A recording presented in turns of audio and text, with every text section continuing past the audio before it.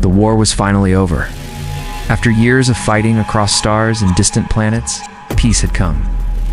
The sky above Earth was quiet now. Ships once used for battle now floated in orbit, waiting to be sent home or scrapped. Soldiers were returning to their homes, tired and wounded, but still breathing. Among them was Private Ethan Cole. Ethan had seen too much. He had fought in deep space and on strange worlds. He had lost friends and nearly his life more than once. His body carried scars, and his eyes showed pain that never really left. When he got his discharge orders, he felt both relief and emptiness. He had no family waiting. He had no real home. The army gave him a small plot of land on a far colony world. It was quiet, green, and untouched by war. Ethan accepted. He was ready to leave the battlefield behind. But before he could leave the base, a senior officer called him in. There was one more thing to give him, a reward. Ethan did not expect much, maybe a medal, maybe some money. But what he received was not something he could have imagined. He was led into a small room. Inside was a young woman with blue skin and long silver hair. Eyes were large and bright. She looked at him but said nothing. She wore a simple robe and stood very still. The officer handed Ethan a paper. "This is your property now," the officer said. "Captured from the Cerulari Empire, you earned this." Ethan stared at the paper, then at the woman. Her name was listed as Lira. She was marked as a slave. "I don't want a slave," Ethan said. "You can free her if you want, or keep her. It's your choice now.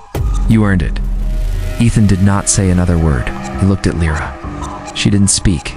She didn't move. She had the look of someone who had given up hope. He took the paper, but folded it and put it in his pocket. He didn't like this. It felt wrong, but he could not leave her there. He would not leave her there.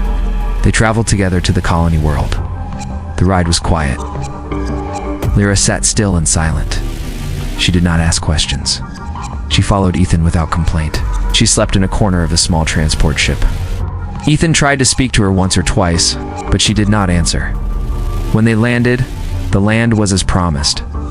Trees, rivers, clean air, a place far from the noise and smoke of war. Ethan started building a small home. He expected Lira to do nothing. But the next morning, she was helping him lift beams and carry tools. "You don't have to," he said. She looked at him and spoke for the first time. "I know," that was all. Her voice was soft but steady. Ethan nodded. He didn't ask more. He let her help. Days passed. They worked side by side. They spoke little, but the silence was no longer heavy. It became easy. Lira cooked food in strange ways. Ethan taught her how to fix things the human way. She began to ask questions. Simple ones. About tools, about animals, about the stars. Ethan learned she was smart. She learned fast. She never asked about the war. She never spoke about her past. But sometimes late at night, Ethan would hear her cry very softly. He did not go to her. He let her have that space. One evening, as the sun set behind the hills, Lira looked at him. "Why are you kind to me?" she asked. Ethan thought for a moment. "Because I don't believe anyone should belong to someone else." She looked down, then nodded. "Thank you." That night, she sat beside him for the first time, not across the room. They watched the stars. No ships, no fire, no war, just light. He didn't know what the future would bring. But for now, he knew he had made the right choice. She was not a slave. She was not his reward. She was a person, and maybe in time, they could both find peace. Ethan woke early every day. He liked to work when the sun was low and the air was cool. Lira always woke just a little later and joined him outside. She carried tools, brought water, and did whatever was needed.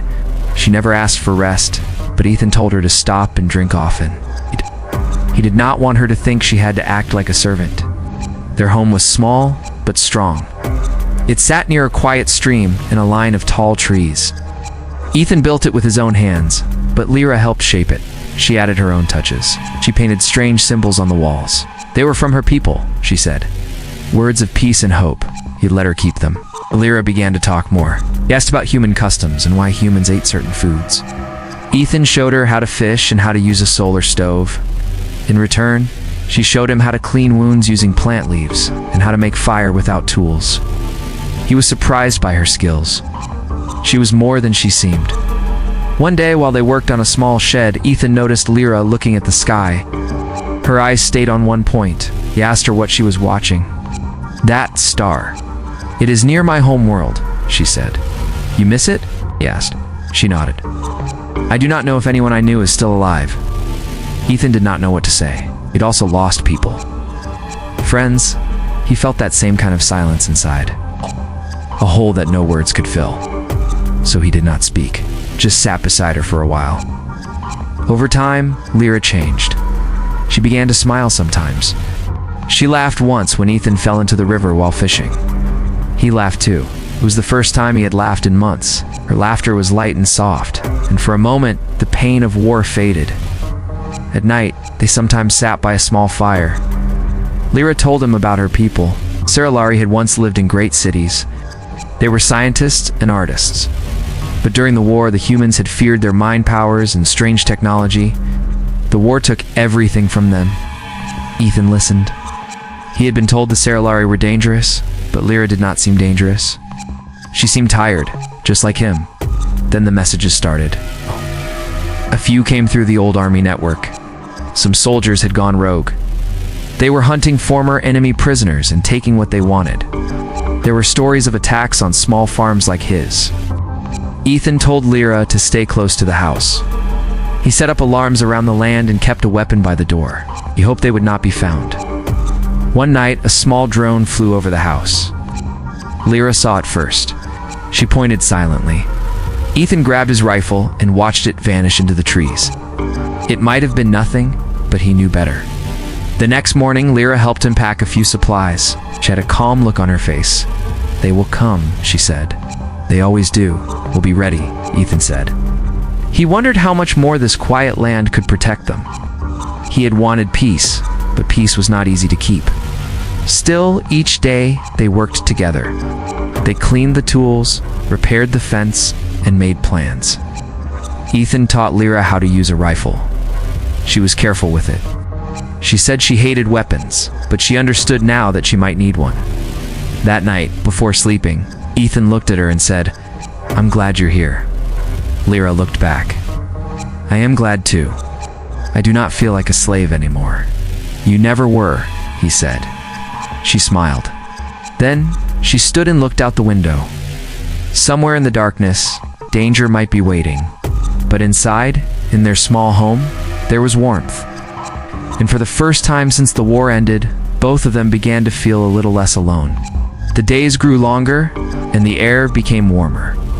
Ethan and Lira had found a rhythm in their new life, but both of them knew something was coming. The peace they had found felt thin, like paper waiting to tear. One morning, while cleaning the garden, Lira found something strange. It was half buried in the soil behind the shed. A smooth metal box, shaped like an egg, had no buttons, no screen, and no clear opening. When she touched it, it gave off a soft light. Ethan came over and saw it in her hands. "What is it?" he asked. Lira stared at it for a moment. "It is Sci-Fi. It's very old, from before the war. I do not know what it does, but it knows me. They brought it inside." Lira placed it on the table. When she placed her hand over it again, lines of light moved across its surface. Soft sound came from it, like wind through trees. Ethan watched carefully. "Can it be dangerous?" "It can," Lira said, "but it is not. It is calling to something, or someone." She closed her eyes and focused. After a few minutes, she spoke again. "This is a memory keeper. It holds pieces of our past, stories, songs, knowledge." Over the next few days, they studied it together. Every time Lira touched it, new images would appear in the air above it. Strange symbols, maps of stars, pictures of Sci-Fi cities long gone. Some of the information seemed to be locked. Lira said it could only be opened by someone with Sci-Fi blood and mind training. Ethan could see how much it meant to her. It was the first real piece of her home she had seen since her capture. He wanted to protect it, and he wanted to protect her. One night, while they sat outside, Ethan asked her, "What were you before the war?" Lira looked at the sky. "I was a scholar. I studied history and memory, helped build devices like this one. I was not a soldier." I did not carry a weapon. Why did they take you prisoner? Because knowledge is power, and power is feared. Ethan nodded. He understood that. He had seen many things destroyed during the war, not because they were dangerous, but because they were different. The next day, a message arrived through an old emergency channel. Ethan had kept a receiver just in case. The message was simple but clear. Someone was looking for a Cerulari artifact on their planet. A group of scavengers had landed nearby. They were not part of the army. They were independent, and they wanted profit. Lira looked at Ethan. "They're looking for this. Now we need to hide it," he said. They buried the artifact deep beneath the house, under a layer of rock and soil. Then Ethan checked all their defenses. He added traps and alarms. He gave Lira a small communicator in case they got separated. That night, Lira sat near the fire and whispered something in her language. Ethan asked her what it meant. "A prayer for the dead," she said, "and for the living who still suffer." Ethan sat beside her. "We'll get through this, I promise." She looked at him. Her eyes were calm but strong. "You are not like the others. Most would not care about me." "You do. You're not a thing," he said. "You're someone, and I see that now." Suddenly, the alarm near the trees went off. Sharp sound cut through the quiet night. Ethan grabbed his weapon and moved to the window. In the dark, he saw figures moving slowly through the forest. He counted 4. Lira stood behind him. "They will come for me, for the artifact." Ethan nodded. "Then they'll have to get past me." They did not sleep that night. They waited. And for the first time, they stood together not as a soldier and a prisoner, but as two people ready to fight for each other. In the quiet before the storm, the bond between them had grown strong enough to face what was coming next. The sun rose slowly over the quiet hills. The air was cold, and the sky was gray. Ethan stood at the window watching the trees. The attackers had not come during the night, but he knew they were still out there, waiting. Lira sat at the table, holding a small bag of supplies. She had packed food, water, and a few tools. She looked calm, but her hands shook a little. "We can't stay here," Ethan said. "They'll come back with more." Lira nodded. "Then we go." Ethan grabbed a map and pointed to a distant point near the mountains. "There are caves here, old mining routes. We can hide there for a while." They packed quickly. Lira carefully placed the memory artifact inside a case lined with soft cloth and sealed it tight. Ethan loaded a small hover cart with their gear, and they left before the sun was high. They moved through the forest, keeping low. The trees gave cover, but they had to stay alert. Twice they heard sounds behind them, branches breaking, voices in the wind. Ethan kept his rifle ready. Lira walked close behind him. By evening, they reached the edge of the mountains. There, hidden under thick vines, was the entrance to an old tunnel. It had once been used to mine minerals, but now it was forgotten. Inside, it was dark and cold. The walls were damp, and the air smelled of dust and metal. They lit small lights and set up camp deep inside. Lira used stones to make a place for fire, while Ethan checked the entrance. "I don't think they saw us," he said. "But they will keep looking," Lira replied. The next few days were hard. They moved from cave to cave, never staying long. Ethan kept scanning for signals. "Lira!" Studied the artifact, trying to unlock more of its memory. Slowly, new maps and writings began to appear. "These are star routes," she said. "It's old paths my people used, long ago. Some of them lead to hidden places." "Places with more of your kind?" Ethan asked. "Maybe," she said. "Or maybe just ruins. But we must follow them. This is bigger than just us." While hiding in one of the caves, they met someone unexpected. A trader named Jack passed through, carrying parts and food to distant colonies. He was friendly but cautious. "You two don't look like miners," he said. Ethan told him little, only that they were avoiding trouble. Jack looked at Lira, then at the artifact. "I've seen one of those before," he said. "Long time ago, on a desert world. A man tried to sell it. Didn't live long after." Ethan asked him if he knew of a safe place. "There's a city on the far side of the mountains," Jack said. "Old station, mostly peaceful. If you can get there, you might find help." They traded with Jack for fuel and a new signal jammer. Then they continued their journey. As they traveled, they met others. Family of settlers offered them shelter for one night. A group of Surulari refugees shared stories and gave Lira a pendant with her people's symbol. These moments gave them strength. But danger stayed close. One night, a group of armed men found them near a river. They demanded the artifact. Ethan stood in front of Lira. "Leave now," he said. The men laughed, but before they could move, Lira stepped forward. She raised her hand and the air shimmered. One of the men dropped his weapon, shaking. "What did you do?" Ethan asked as they ran. "Nothing harmful," Lira said. "Just fear. My people used to use it to protect, not to hurt." They escaped again, but now Ethan saw her differently. She was not just a survivor. She was powerful in ways he did not fully understand. At last they reached the edge of the city Jack had spoken of. It was built from metal and stone, quiet but alive. Lights flickered in the windows and people moved carefully through the streets. Ethan looked at Lira. "We made it." She smiled. "This is only the beginning." They walked into the city together, not as strangers, but as partners with a purpose. The galaxy was wide, and their journey was far from over. The city was called Grey Rock. It sat at the edge of a broken valley where old starships rested like skeletons. Some people lived in homes built from ship metal. Others stayed in the deep tunnels below the city. The place was quiet, but there was tension in the air. Everyone watched strangers closely. Ethan and Lira entered the city without trouble.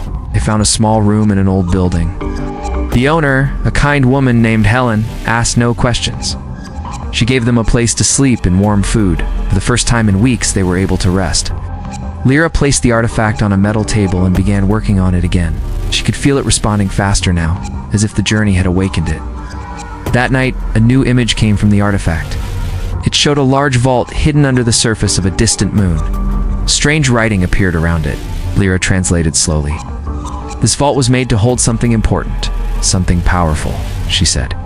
"It is called the Heart of Light." Ethan looked at the map. "Can we reach it?" "Yes," she said. "But it will not be easy." They started asking quiet questions around the city. They met other travelers and traders. One man, a former pilot named Dean, offered help. He had a ship, old but strong. When he saw the artifact, his eyes grew wide. "I've heard of this," he said. "People say it's not just knowledge in there. Some say it can heal planets. Others say it can destroy them." Lira frowned. It was never made to harm. But in the wrong hands it could. Ethan knew that others would try to take it. He had seen what greed did during war. If the wrong people got to the vault first, many lives could be lost. Dean agreed to fly them to the moon. In return, he asked for nothing but safety. He had lost his family in the war.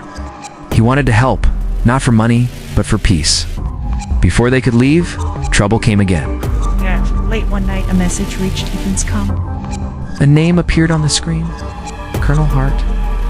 Ethan had not seen that name in over a year. Hart had been one of the worst leaders in the war. He believed in control through fear. He'd been removed from command, but no one knew what happened to him. The message was simple. "You have something I need?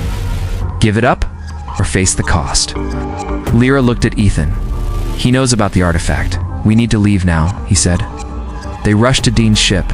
It was hidden in a cave outside the city. As they lifted off, fire rained from the sky. Drones followed them, sent by Hart's men.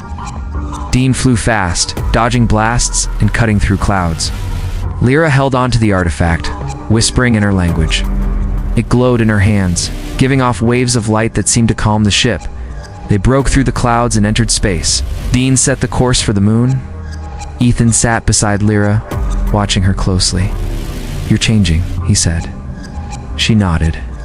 "The artifact is part of my people's soul. It speaks to me. It trusts me." "Can you control it?" "I can guide it," she said. "But I must be careful. Power without care leads to ruin." Hours later, the moon appeared in the window. It was gray and flat with deep cracks across its surface. The vault was hidden below one of those cracks. They landed near a rocky hill. The ground was cold and quiet. Lira stepped out first. As her feet touched the soil, the artifact glowed brighter. A circle of light formed on the ground, and a door appeared. "This is it," she said. Ethan and Dean followed her inside. The tunnel was wide and smooth, lined with metal that hummed softly. At the end, was a door with the same symbols from the artifact. Lira placed her hand on the door. It opened slowly. Inside was a chamber filled with light and silence. A crystal floated in the center, shining like a star. "The heart of light," Lira whispered. "It is awake." Ethan stepped beside her. "What now?" She looked at him with calm eyes. "We choose how to use it." The chamber was silent, but the crystal in the center glowed brighter with each second. Lira stood in front of it, her eyes fixed on the light. Ethan watched her carefully. He could see the power around her, but he also saw something else. She was afraid. Dean checked the door behind them. "We can't stay long." "That ship we saw in orbit's Hart's. He's coming." Ethan nodded. "Then we do what we came to do." Lira turned to them. "The heart of light is more than a machine. It listens. It understands thoughts, hopes, fears. It can help or destroy. I must show it the truth." She walked forward and placed both hands on the crystal. A wave of light burst through the room. For a moment, Ethan saw memories in the air. Lyra's childhood. Her home, the fall of her city, her capture, her time with him. Then he saw images from the war, terrible scenes, full of fire and pain. Lira whispered to the crystal, "No more war. No more chains." The crystal pulsed, the ground shook. Outside, the sky darkened. Hart's ship landed not far from the entrance. Soldiers poured out. Dean shouted, "They're here! We have to hold them off." Ethan took his rifle and moved toward the entrance. He looked at Lira. "I'll give you time. Don't let that thing fall into the wrong hands." She nodded but did not speak. Her eyes were closed, her mind deep in the crystal. Ethan and Dean moved fast. They set up cover near the tunnel. The first group of Hartsmen rushed in. Shots rang out. Sparks flew off the walls. Ethan aimed carefully, taking down one soldier after another. Dean tossed smoke grenades to block their view. Hart walked into the tunnel with a group of heavily armed men. His voice echoed off the walls. "Give me the girl and the artifact. You don't know what you're dealing with." Ethan shouted back, "We know enough. You're not getting it." Hart laughed. "You think you're a hero? This is bigger than you. I will use that power to bring order. Real order." Lira opened her eyes. She heard every word. Crystal glowed hotter, the light sharp and bright. She could feel its fear, its confusion, but it did not want to be used again. She spoke softly. "You are not a weapon, you are a guide. Help us, show them a better way," the crystal responded. It rose higher and sent a beam of light through the tunnel. The light struck Hart's men, not to harm, but to stop. They froze in place, unable to move. Hart stepped back, shocked. "What is this?" Ethan ran forward, taking down the rest of the guards. He reached Hart and knocked the weapon from his hand. Hart pulled out a small blade and slashed at Ethan. The blade cut deep into Ethan's side. Ethan fired one shot, hitting Hart in the leg. Both men fell. Dean rushed to Ethan. "You're hurt bad. Stay with me." Lira ran to them. She placed her hand over Ethan's wound. The crystal glowed again. Warm light passed through her and into Ethan. Slowly, the bleeding stopped. His pain faded. Hart lay on the ground, staring at the crystal. "You don't understand what you've done. You could have ruled." Lira looked at him. "We don't want to rule. We want peace." The crystal began to dim. It had done what was needed. It had chosen. Ethan stood slowly. Lira helped him up. Dean looked at them both. "What now?" Lira answered, "Now we share what we've found. This crystal holds knowledge, not just power. We can teach others. We can build something new." Outside, the sky cleared. Hart's ship powered down. His men, no longer able to fight, dropped their weapons. The war was over for them too. They left the moon together, taking only the knowledge they needed. The heart of light stayed hidden, safe in its chamber. It would not be used for war. It would not be controlled. And as their ship rose into the stars, Ethan looked at Lira and knew this was more than survival. It was the start of something better. The stars shone bright above the peaceful world where Ethan and Lira had returned. Months had passed since the day they left the moon behind. The heart of light remained sealed in its chamber, safe and untouched by greed. News of what happened spread slowly across the colonies. People spoke of a human soldier and an alien girl who had stopped a warlord and uncovered ancient power. At first, many did not believe it. But as more travelers shared stories, the truth grew stronger.